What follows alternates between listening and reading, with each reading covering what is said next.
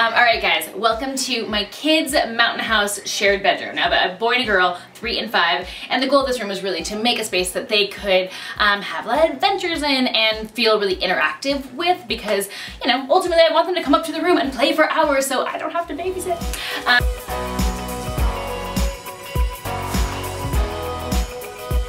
Alright, so this tent, which Julie and Emily on my team, they DIY'd, it's pretty awesome. And the idea is that it feels like camping, right? So it's really triggering their imagination, and it's just really fun and cozy to be inside too.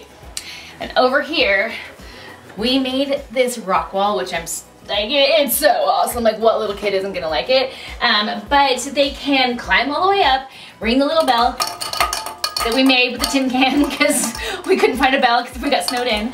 And, you know, obviously, like, it's so fun. They can land on the pillows. It's also 2 inches of memory foam under this carpet, so they're gonna be fine. And then we created a couple little nooks, you know, because kids love a nook.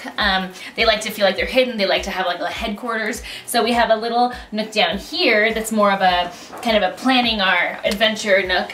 And then up here, there is a reading nook that has a light and a shelf, and it's like the perfect size for me to snuggle with my kiddos and read. So, hopefully they like it. They actually haven't seen it. They're gonna see it today for the first time. No peeking, no peeking. All right. All right, can they go in? Yes. Okay, ready? Back. Ready, Mom? Yeah!